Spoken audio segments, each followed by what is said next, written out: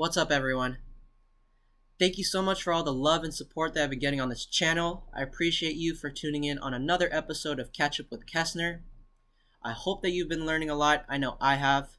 On this next episode of the series, we have Erik Pham. Let's get right into it.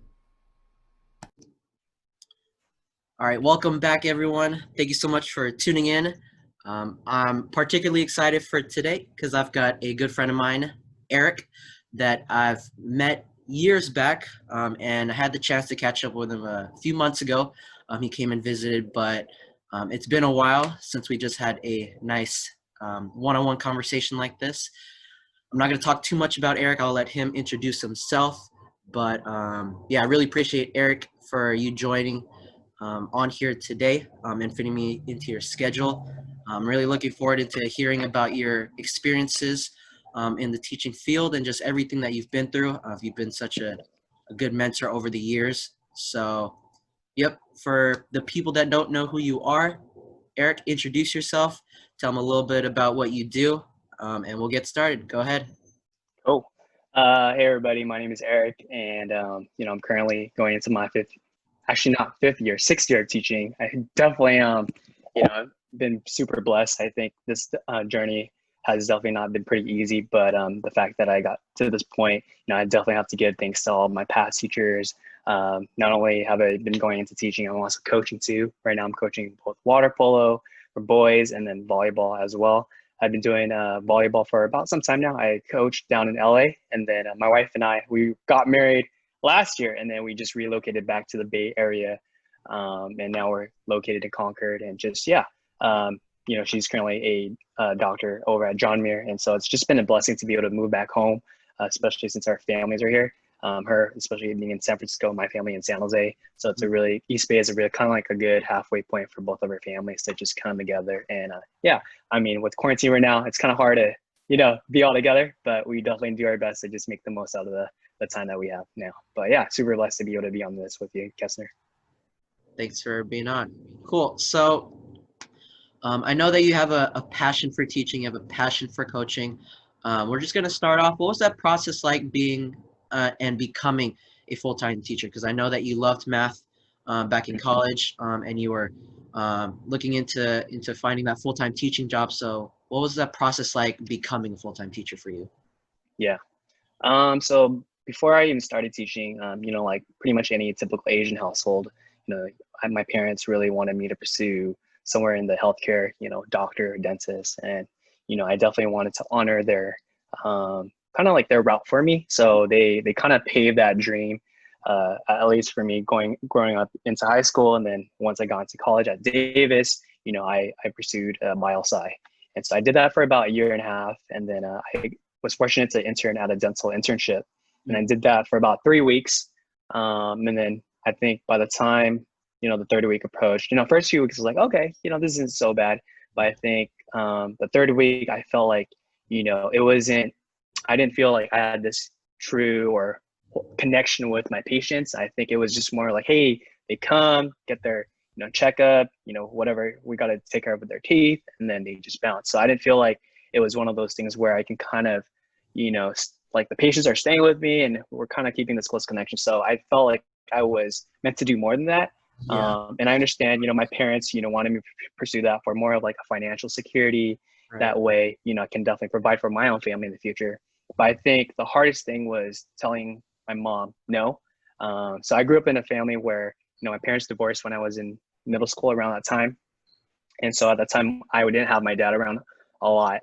And being the oldest, I have two younger brothers. I wanted to make sure that whatever decision I was making was not only for myself, but was to inspire my brothers to also kind of like, do something that you actually enjoy doing.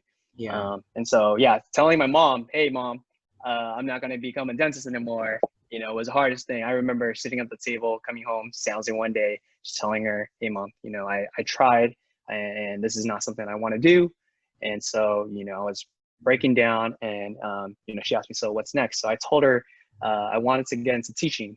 And, she asked me why. And then she was kind of like upset, disappointed because, when you have dentists up here, teaching is not one of those like most accepted professions in the Asian households just because, you know, you don't get paid a lot, and Hmm. financial security is not as great, obviously. So, you know, my reason behind going to teaching was because I was pretty fortunate to actually have an uncle who was a teacher in my family, who is on my dad's side. So he's my dad's brother. And for him to kind of like be out there already, he kind of helped pave the way in a sense. But at the same time, it was kind of like just me constantly being tutored or being mentored by a lot of high school kids. So at the time when I was a freshman, I had really good teachers and also like good friends that were junior and seniors when I was a freshman. So I think not only did they tutor me in math, I felt like I can do the same for my friends and my peers too.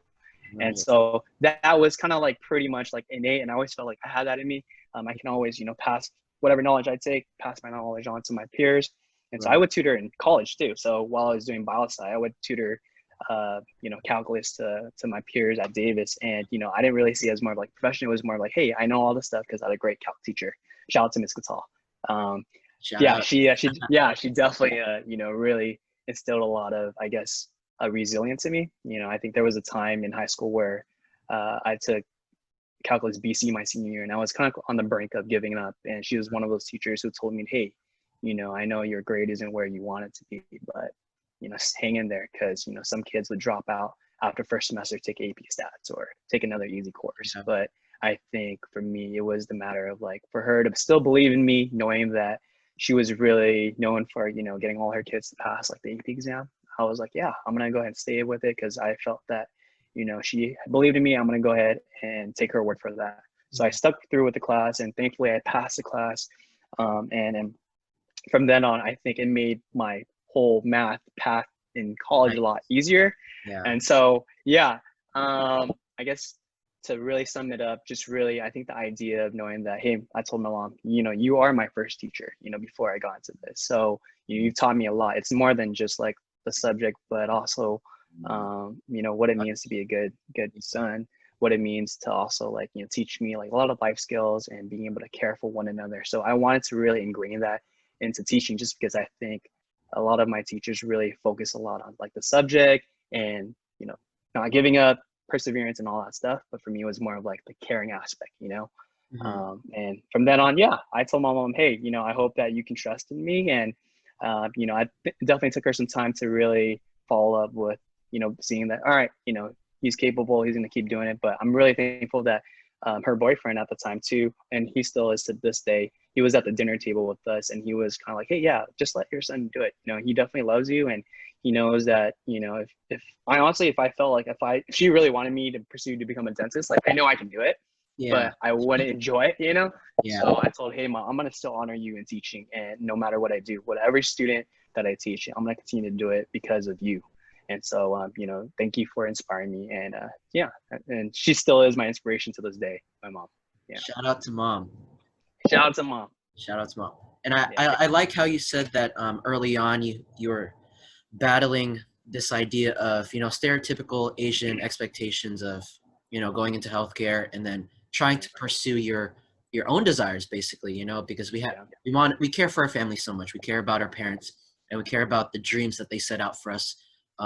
For a lot of us, first generation kids, second generation, right? These multi-generational families, we want to honor our family and all the sacrifices that they made for us. And through that, their idea of that is getting into healthcare, being financially stable. And I know you talked about it a little bit, and I want to hear a little bit more about your experiences with that. Like, I know you Yeah. talked about that over time, your mom was more willing and accepting of that. But for some other families, it takes a lot Yeah. longer. So Right. you want to speak on that a little bit of, what was that Yeah. like for you a little bit more?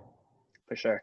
I think it definitely boils down to your relationship with your parents in general. I think Mm. if you kind of grew up in a household where your parents and you kind of started to isolate yourself because you're not really rebelling, you're kind of like doing your own thing, and even if your parents didn't accept you, you kind of like went to that route. So I think it's really learning how to find the right words to say, and so I think it starts with yourself identifying like what it means to be grateful, your gratitude for them growing up, because most oftentimes maybe our parents never said like I love you to you, when, and I think that's like the biggest thing is love, right? And so love language is so important with your parents. And if you're able to kind of express that and show that to them, and even if they don't really show that to you, and have them understand it in a way, because I think most oftentimes our parents are like immigrants. Like my mom, she wasn't born here. You know, she immigrated from Vietnam after the fall of Saigon, or during the fall of Saigon.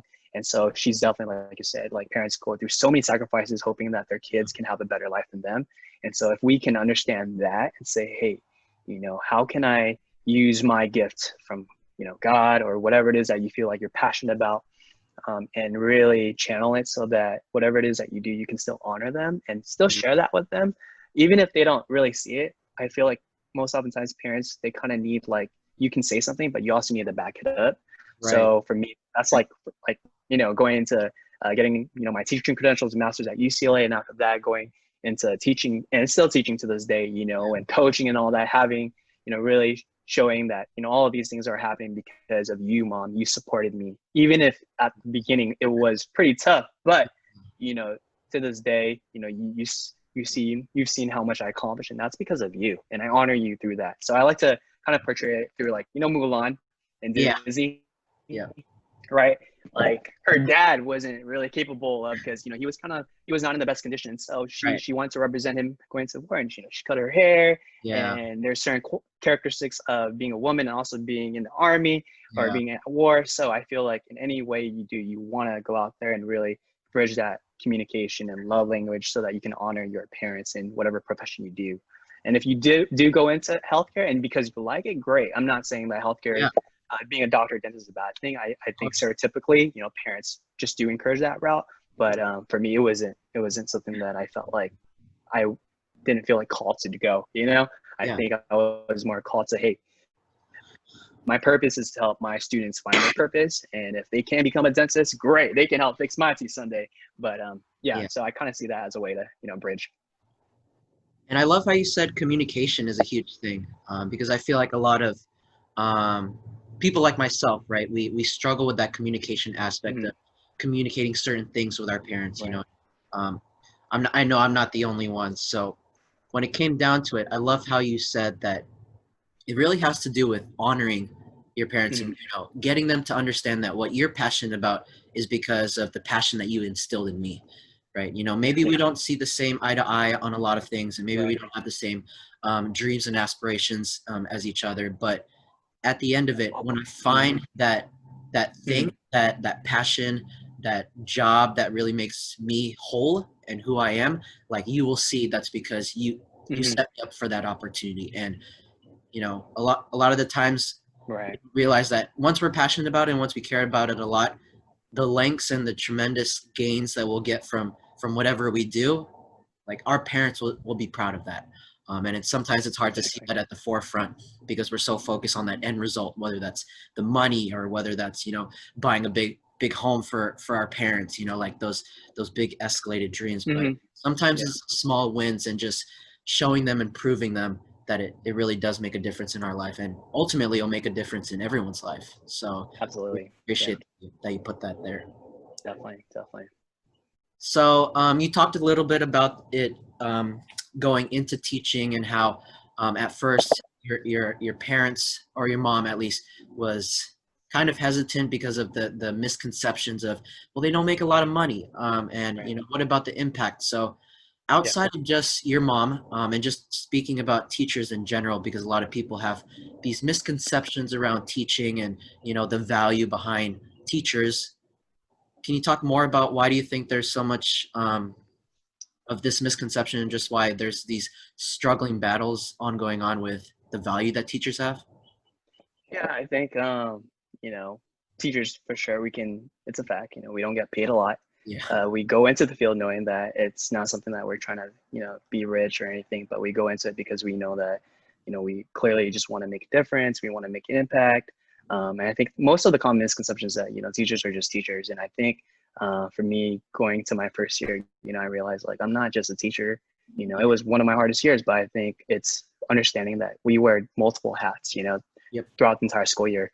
Like my first year, I didn't realize, oh, not only was I supposed to be a teacher, but I needed to be a counselor to some of my kids who definitely didn't have like something like, I guess, like a mental stable it wasn't very stable for them because there's so many problems going on at home that they bring to the classroom, and they're acting it out. And so Yeah. sometimes I would call them out, hey, I need you to step outside of my class and let's talk it out.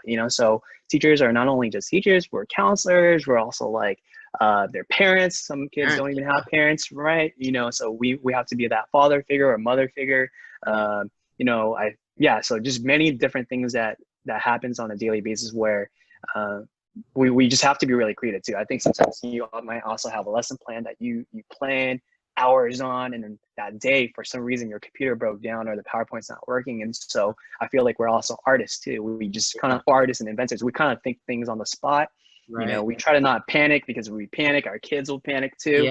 Yeah. So yeah, I think just understanding that when you look at a teacher, you kind of have to understand what it's like if you're in the classroom with them, and Mhm. realize, hey, they're not just thinking for the kids, they're thinking about, every day is like a different type of weather. Yeah. You can't expect it to be sunny and happy and all that, because one kid might just not have a great day. And I think it's that understanding that it's okay to not have a great day, but Right. having them trust in you and saying that, what, like, let's go ahead and try to leave it at the door before you come in, do a quick check-in, and then hopefully when they enter your class, they feel like they're in a sanctuary where they feel at home, they feel a lot better, inspired, and ready to move forward. So that's like one of the biggest misconceptions, that we're just teachers. We're there to just teach, but like I said, we have so many different hats. I think another misconception is, what was it? I had it on my top head, forgot, but ooh, oh, we'll come back. Sorry. It Come was back. it was Yeah. just like it just went in and then went back. But yeah, it's pretty much it. I think most oftentimes, every day when I go to work, I don't like to see it as work. I think teachers, there are some teachers that are there maybe just to teach. I'm not Yeah. gonna lie. I have some teachers that or colleagues that I still work with to this day where, they're pretty old fashioned and they'll teach it by the book. They're not as passionate about it, but we can't generalize that all teachers are the same. You know, we live in an age right now where kids these days are so ingrained with social media, Yeah. and so we kind of have to. I like to think, like, how fashion is a certain trend. I feel Right. like teaching has a certain trend to it too. We kind of have to Right. evolve with the students. I think the misconception is that teaching can be very direct. Yeah. Like, hey, I'm gonna teach. Kids are listening, and then they'll work out some examples, and then repetition, and then go home, do the homework, come back, be assessed, take the test, and so forth. But for me, I'm always trying to figure out different ways to get the kids engaged, which is never easy because you Yeah. won't ever find one specific formula. And so, kind of like going back to, like I said earlier, we have to be creative. We're artists within the teaching, and we're constantly trying to find different ways. Like, I think my students are actually more of my teachers. They teach me every day. Yeah. What is it that, like, they really enjoy doing? So I mean, nowadays they got like TikTok and doing all these different things. Some Yeah. kids maybe learn better from TikTok. I've seen teachers out there who start their own TikTok teaching different styles. So I Mhm. think it's just being open and willing to try those things. So we're kind of like just constantly on this trend of, like, all right, we can't stay stagnant. We Yeah. have to evolve with the students too. And so not having that misconception, hey, it's always going to be the direct instruction. It has to be both working together. You know? Right. Yeah, I think that's what I was trying to get around to, whatever that thought was. Nice. Nice. Yeah, two things hit home for me on that. Yeah. The first one, when you said multiple hats, because Right. my first year of teaching, right, you go in kind of blind unless you've had multiple years of, teaching assistant and then shadowing in the classroom, which I didn't have, right? I kind of just jumped into Right. teaching off the bat. That multiple hats analogy is something that you don't really realize until you're a teacher. You go in Right.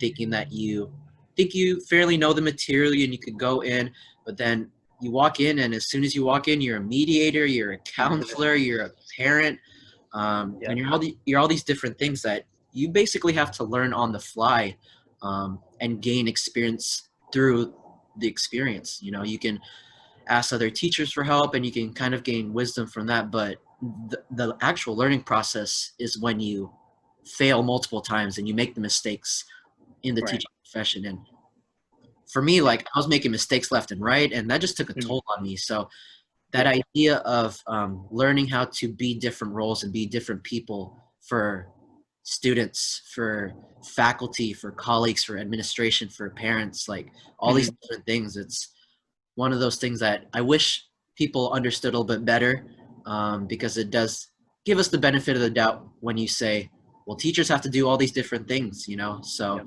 showing that appreciation. And I didn't really understand that until I became a teacher. So much Mhm. respect. Shout out to all my previous teachers, all the Mhm. things you had to go through. Like, I'm sorry if I ever, you know, did anything wrong or made your job any harder, but honestly, like, shout out to all the teachers out there, you know, new and old, Mhm. experienced and not experienced, for doing what you do. Yeah. And then the other thing is that direct instruction. I like how you say Right. that. A lot of people have that linear idea that you do X, Y, and Z from 8 a.m. to 2 p.m. and then that's your day. Yeah. When honestly, it's really not. You know, that evolution as a teacher. I like how you said that trend.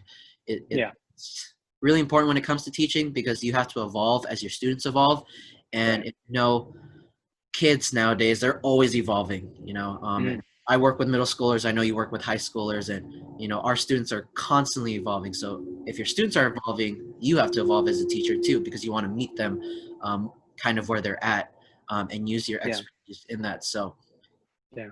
I'm always trying to be creative. Teachers are always trying to be creative, and we're always trying to level up, basically get better every day. And direct instruction's not going to, you know, Mhm. level up, as we go on. So that Absolutely. told too, and that's another thing that a lot of people need to realize is that our job is not linear. What we do every day is not linear. It's not the same, Mhm. 8 to 5 every day. You know, sometimes it's a lot longer, sometimes it's a lot Mhm. shorter, right? And all these different things. So Yeah. learning to adjust with that flexibility every day, it's a lot. It So is. learning that your first, second, third, fourth, fifth, seventh year, right? That's going Mhm. to change. And I like how you said that every day is not going to be the same day, right? You Mhm. know, some kids come in with bad days and some kids come in with good days. Right. And it just changes a lot. So that constant change and that motor is honestly what is behind the scenes a lot, Mhm. because one day's different from the other. And even parents don't even understand that sometimes too, right? They think Yeah. their child goes in every day having the same, you know, good habits or bad habits, but you know, Yeah. they have good or bad days. So those are Exactly. really two important misconceptions that, you know, I Yeah. like how you pointed out, Yeah. that take away not just from the pay, but just from your mental health and Right. your physical and psychological health, you know, Yeah. outside of just monetary, Yeah. um, misconceptions. It's like, well, Yeah. our mental health is on the line too, and but we do it Exactly. because we want to do it. We do it because Right. out of love and out of who we are as people. Yeah. I'm not saying teaching is for everyone. It takes a Yeah. certain soul, honestly, to teach, and it.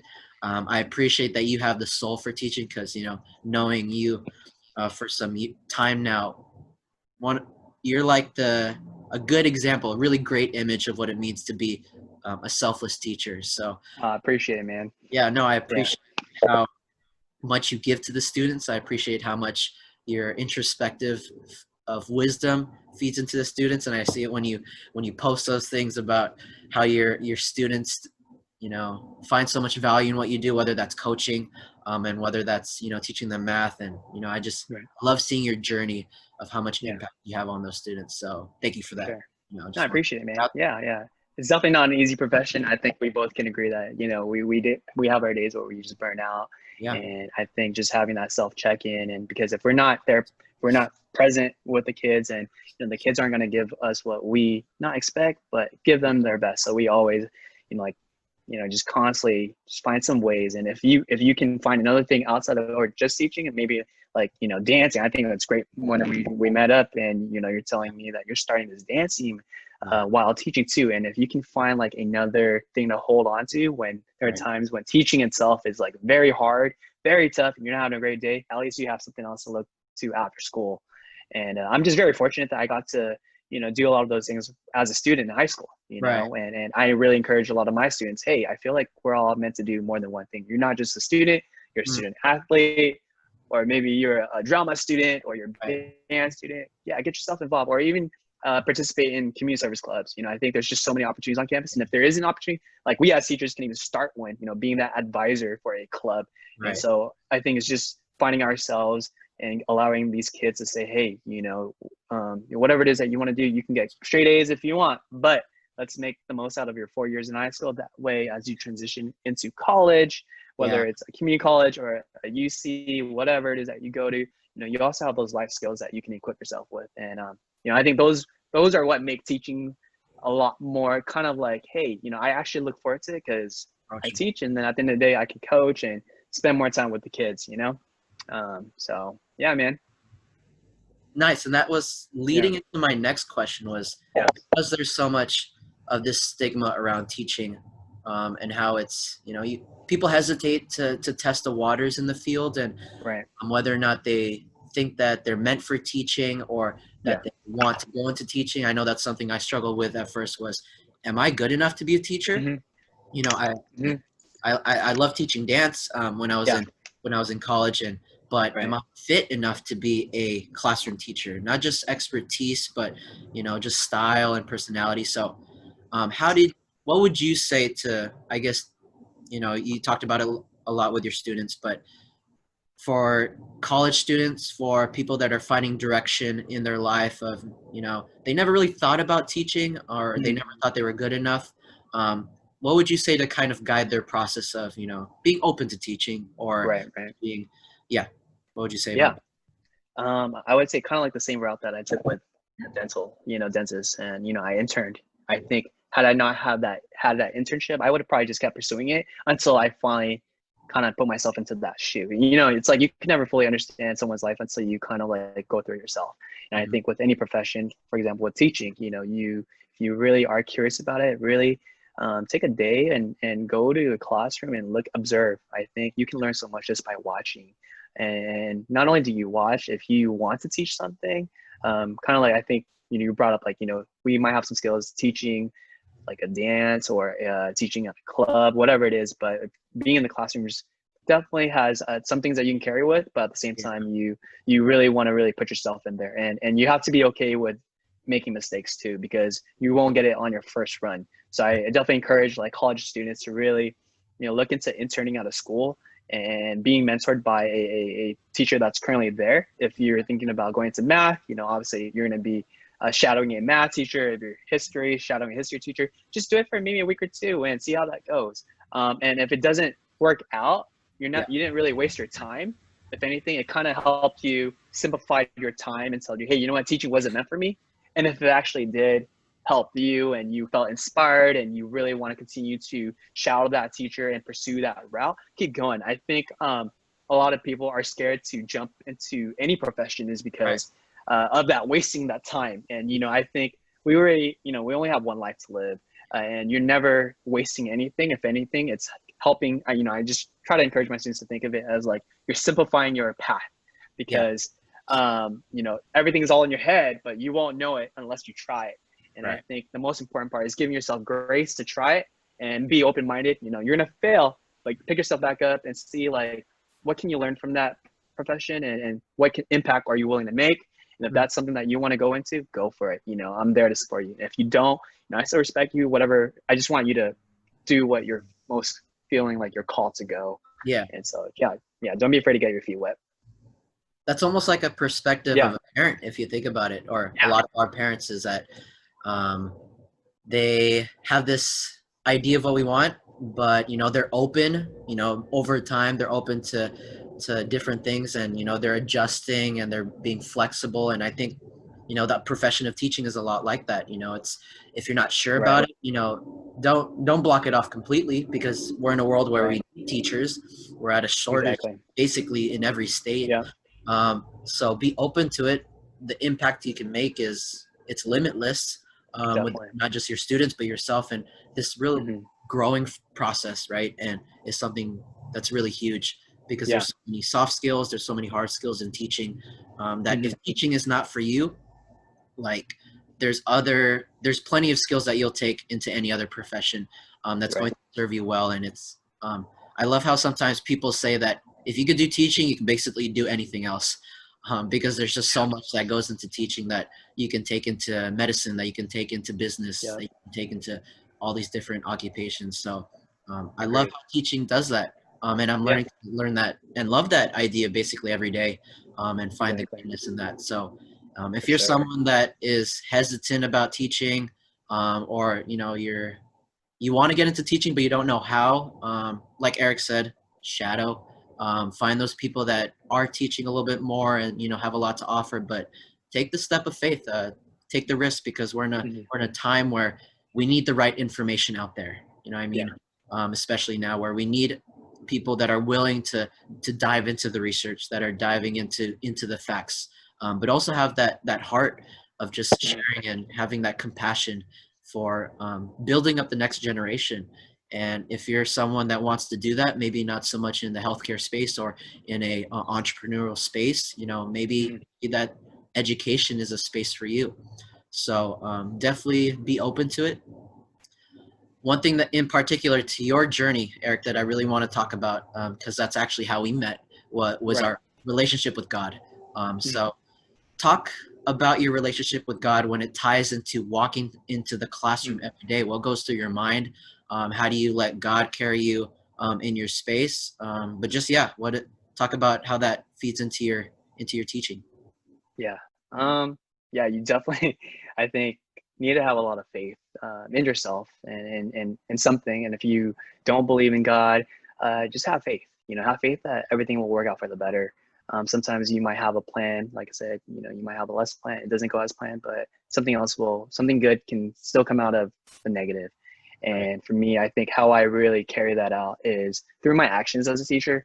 Yeah. I don't tell upfront to my students, hey guys, I'm Mr. Pham and I'm a Christian. Yeah, This is we what I can. do. And, Not. and hey, let's have you be converted or anything. No, Yeah. no. I think for me, it's just like it's all through action. And if you want to preach something, you start with finding yourself and letting it work inside out.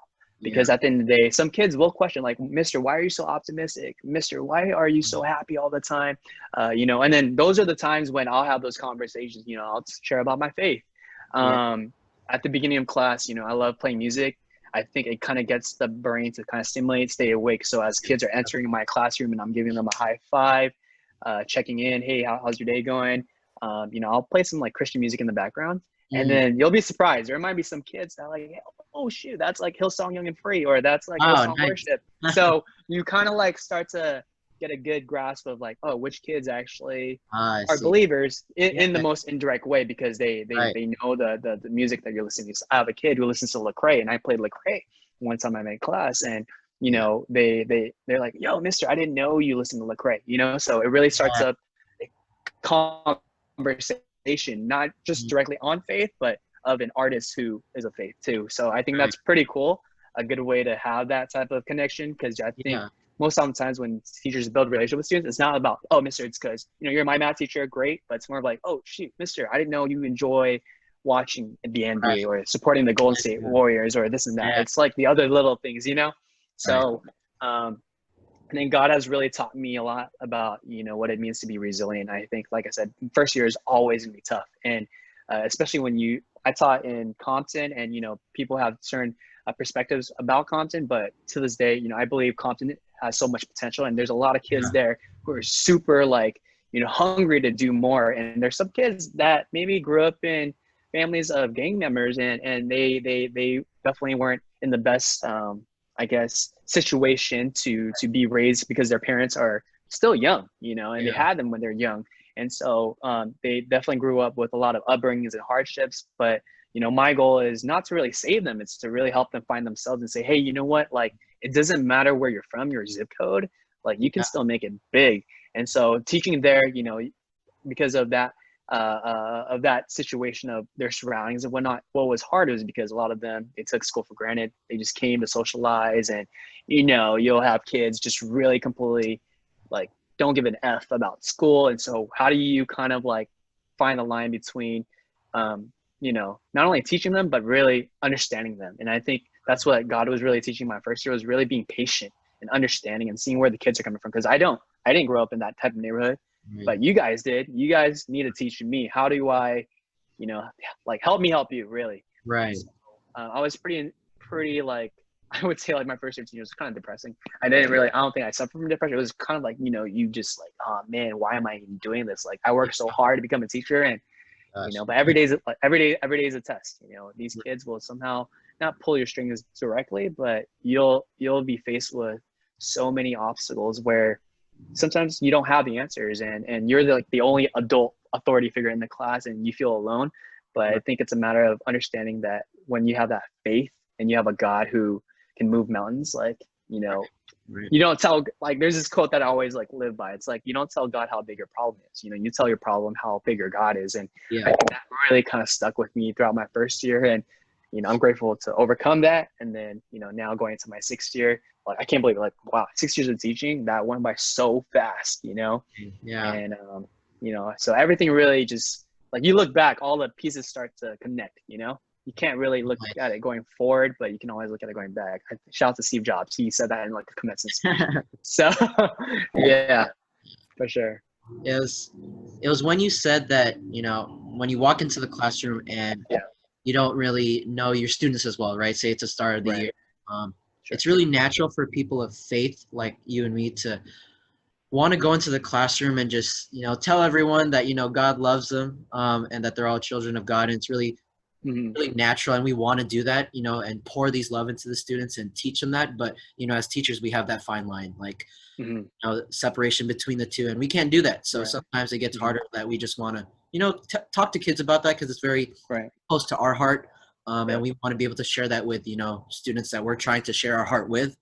Mhm. But what I've come to realize is that, yeah, maybe we can't talk about those things openly, and there's parameters and things set in place to block those off. But it's really in our actions, and Mhm. sometimes it's not what we say, it's what we do, right? So Exactly. talked about, playing music at the start of class, Mhm. and it so happened that some of those songs are Christian songs by Christian artists.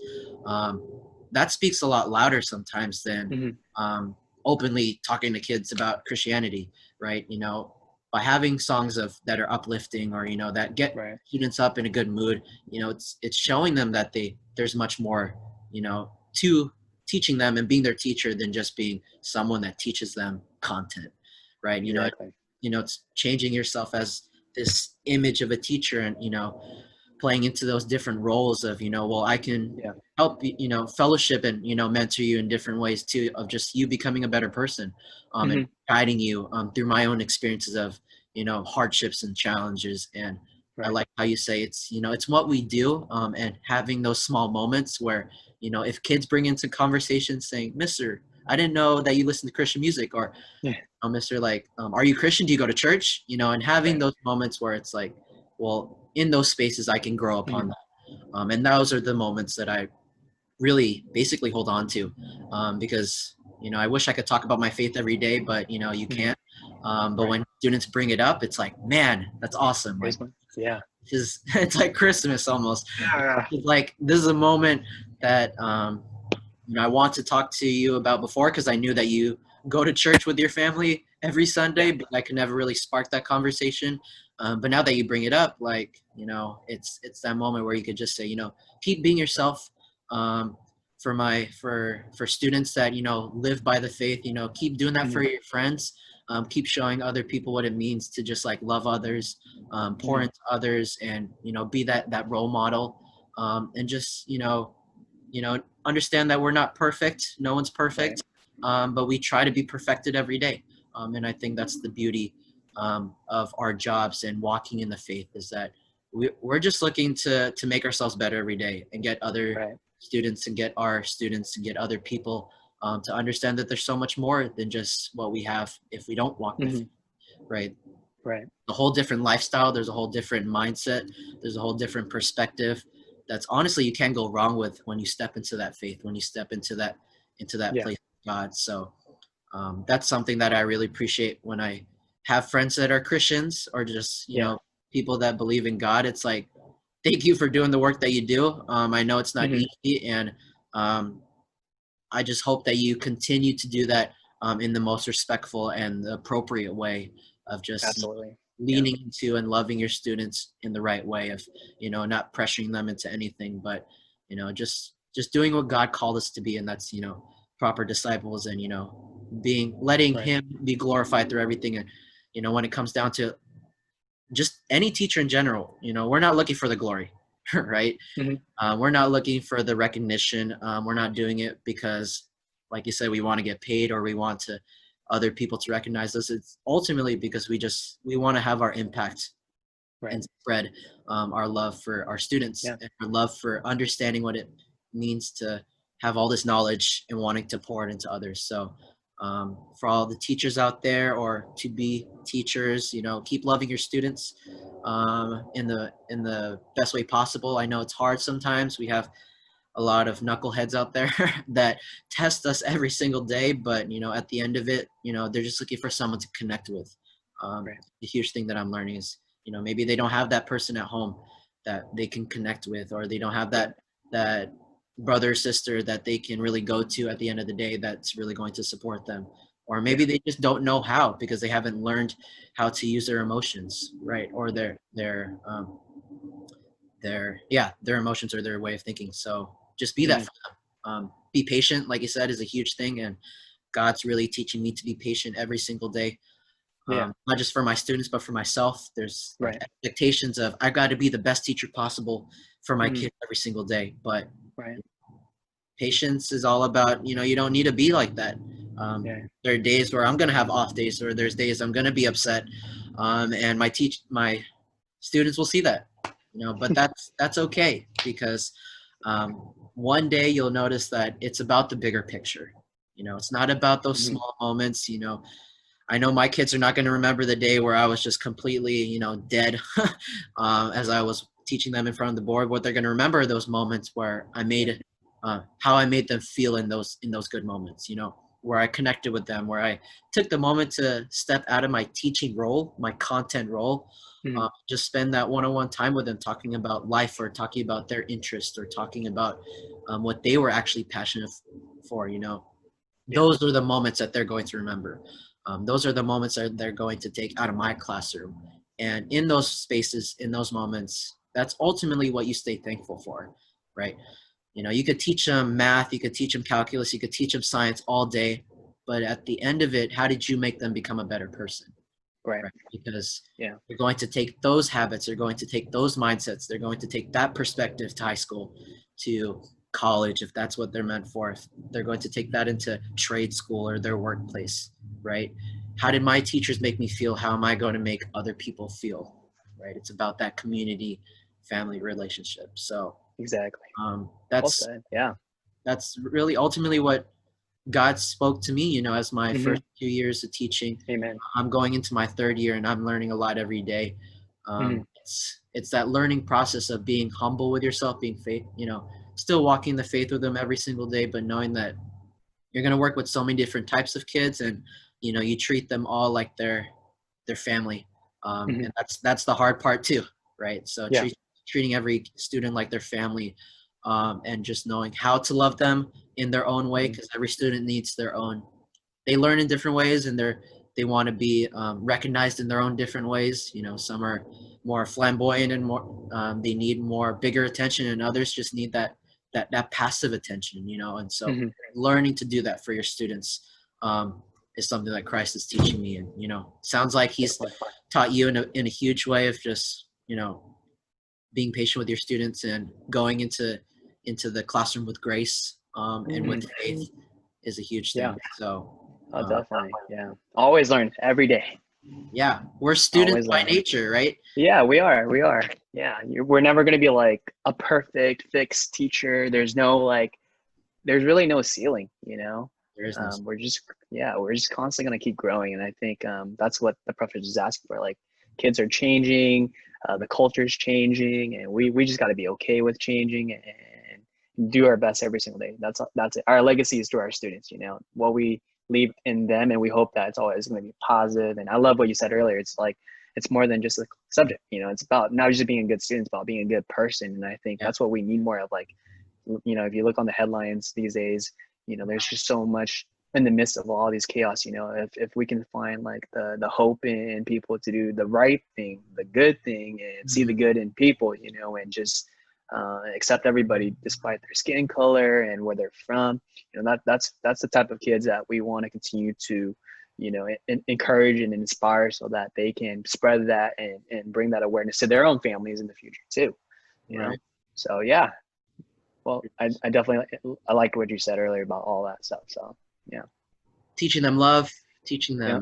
them mercy, what it means Exactly. to be merciful on other people, just teach them what's right, justice, right? Yeah. What we need to do as or as they're growing up to become, adults, just teaching them love, teaching them mercy, teaching them grace. That's a huge thing that I've coming to learn as, Yeah. heading into a new school year is just Yeah. how do we teach those three different things, love, mercy, and justice in different ways Yeah. and in spaces while Yep. respecting everyone Yeah.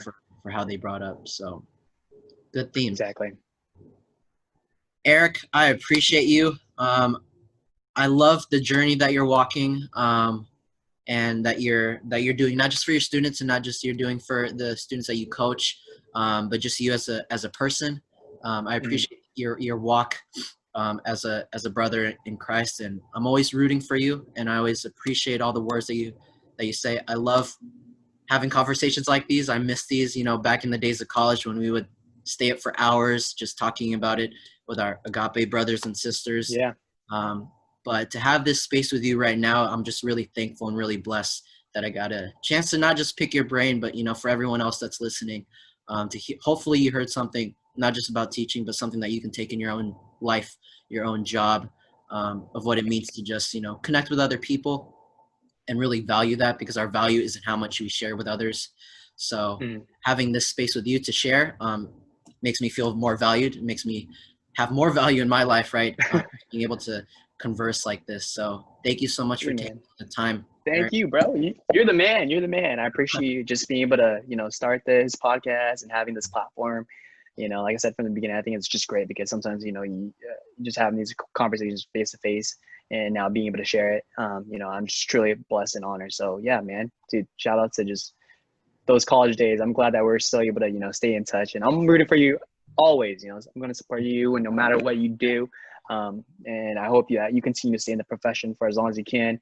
I know it's easy to sometimes take a step back and do other things, but I'm glad you're also finding other hobbies with photography. That's pretty sick. Thank you. Yeah, check out IG handles, whatever it is. I definitely want to continue to, just tell all the teachers and friends, say, hey, if you find something else to do, like keep going at it. And I appreciate what everything that you're doing. So thanks, Kestner. No, thank you for having. Till the next time, Erik. Yeah. Keep it up. Keep doing what you're doing. You're awesome. Thanks, bro. Thank you for tuning in today. For sure. Catch you later. All right, brother. Bye.